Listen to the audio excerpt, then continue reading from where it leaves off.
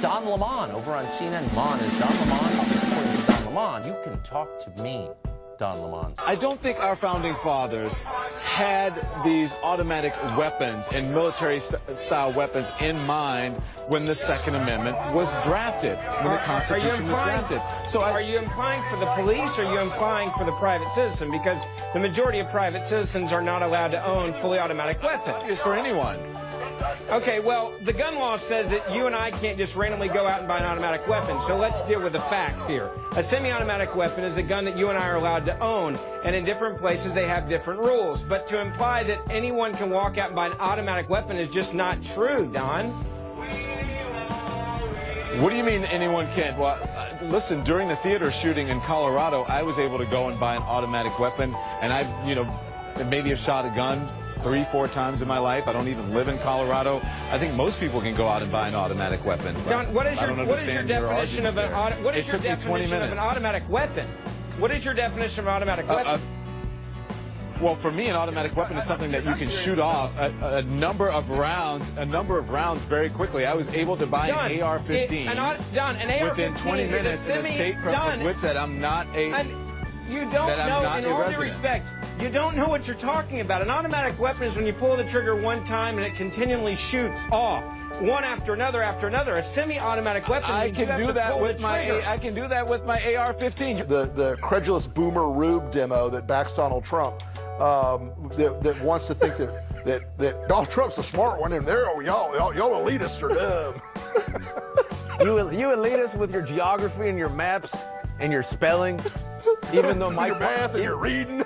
Yeah, you're reading, your geography, knowing other countries, sipping your latte. All those lines on the map. Only them elitists know where Ukraine is. You don't have to show respect for that kind of person. Here, let me show you what I would have done. You don't have to. Well, let me show you. I want to show you something. Let me show you what I would have done. Okay, come here. Come here, Don. Come here, Don. Oh, poor Don. You're petty and small. Not petty and small. That's real, brother. That's real. And real it petty shows and you small. this is not. I think it was taken out of context. I'm not sure. How many examples do you need of this? But he is a racist.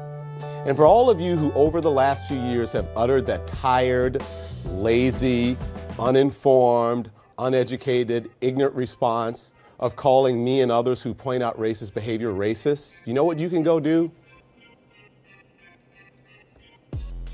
I can't say that. You also might want to do some self-examination. What does it say about you that no matter what, you continue to make excuses for this man, for his vile behavior, this sort of vile behavior? Doesn't that make you just as bad, if not worse, than him? Yeah, about him. Again, Trump supporter who's overlooking some other bigoted, racist aspect of this president. For what? You think you're going to get a tax cut? How much? How much money is it worth to you that you have someone who is a racist in office? How much of a tax cut does it matter? There isn't that much money in the world for me and for people who are discriminated against, for people of color. It's not that much money. I hear you.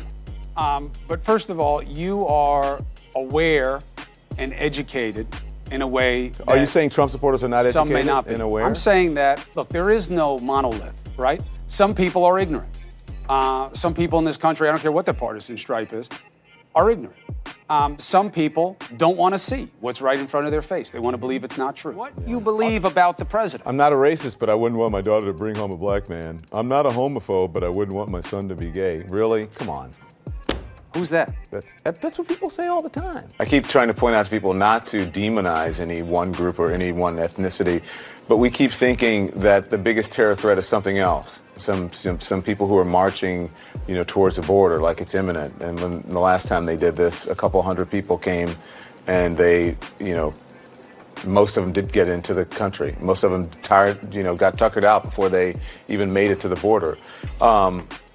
So we have to stop demonizing people and realize the biggest terror threat in this country is white men, most of them radicalized to the right. And we have to start doing something about them. There is no travel ban on them.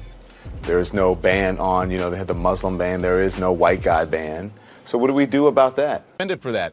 We should not sanitize that word by saying this person called such and such the N-word. No, that person didn't call that person the N-word. That person called Sonny. I know you're going to get upset.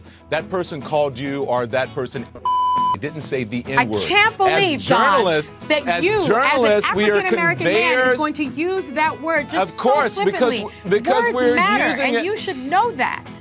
I do know that. I have said the entire time that I've been here, I don't think we should bastardize a word. I don't think it should be used freely in songs over and over again. We shouldn't use but if it at you're using all. it in context of a story and it is relevant, you should be able to say it. In fact, I encourage people to say it because I think you should hear the encouraging people to use a because racial you should hear epithet. the impact. In the last 2 hours, I've interviewed Cornell Brooks, the president of the NAACP, Mark Morial, the president of the National Urban League. They both wish that word would not be uttered. Why do you have to use that word instead of saying the N-word?